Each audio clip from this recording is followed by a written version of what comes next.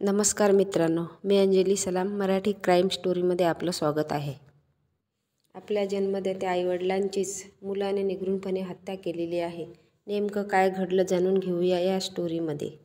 लीलाधर डाकोळे आणि अरुणा डाकोळे खसारा परिसरात आपल्या 2 मुलांसह राहायचे। त्यांच्या मुलाचं नाव उत्कर्ष डाकोळे। लीलाधर डाकोळे हे कोराडीमध्ये टेक्निशियन होते आणि अरुणा डाकोळे ही प्रायमरी शाळेत शिक्षिका होत्या।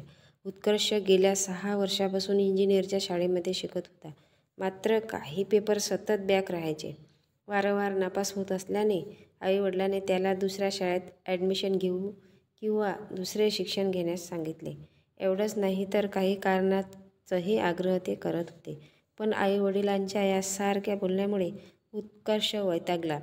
त्याच्या आईवडिलांसोबत सतत वाद व्हायचे, सतत खटके उडायचे।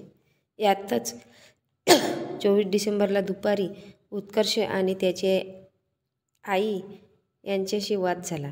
याच रागातून त्याने दुपारी 1 वाजता आईची गळा दाबून हत्या केल्याचं सांगितले। त्यानंतर संध्याकाळी 5 वाजता वडील जेव्हा घरी आले त्यानंतर हा सगळा प्रकार त्यांनी पाहिला आणि उत्कर्षने वडिलांनाही सोडलं नाही। त्याने आपल्या वडिलांवरती चाकूने वार करून हत्या केली। ही हत्या 26 डिसेंबरला झाली, पण कुणालाही माहीत नव्हतं। वडिलांची हत्या केल्यानंतर त्याने बहिणीला, जी कॉलेजमधून आली होती, तिला बाहेरूनच पिक केलं आणि बेलवाडी इथे राहणाऱ्या काकाकडे घरी घेऊन गेला। आईवडील मेडिटेशन करता बेंगळुरूला गेल्यात त्यांनी सांगितलं। तिथे मोबाईल अलाउड नाही, काही दिवसाच्या आत ते परत येतील असंही त्याने बहिणीला सांगितलं। यावर त्याला कोणीही उलट प्रश्न देखील विचारला नाही, पण त्याची बहीण त्याला सारखे प्रश्न विचारत होती।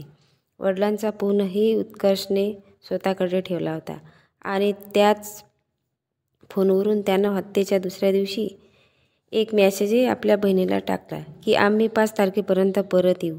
बहिणीने घरी जाऊ नये म्हणून त्याने शक्कल लढवली।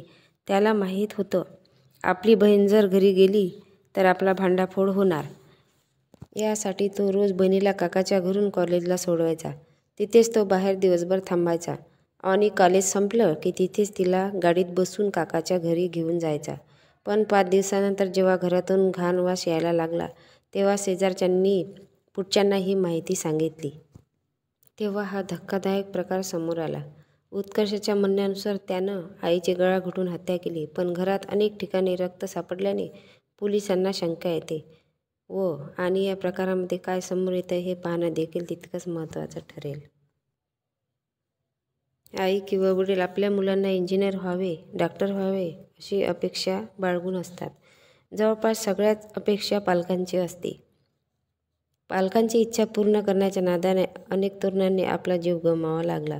मात्र आता नागपूरमध्ये अगदी उलट प्रकरण घडलं आहे। 1 जानेवारी 2025ला हे दुहेरी हत्याकांड घडलेलं आहे। यामुळे नागपूर हादरलेलं आहे। याविषयी तुम्हाला काय वाटते नक्की कमेंट बॉक्समध्ये सांगा। चॅनलला सबस्क्राईब करा, कमेंट करा, लाईक करा। भेटूया पुढल्या व्हिडिओमध्ये। जय महाराष्ट्र।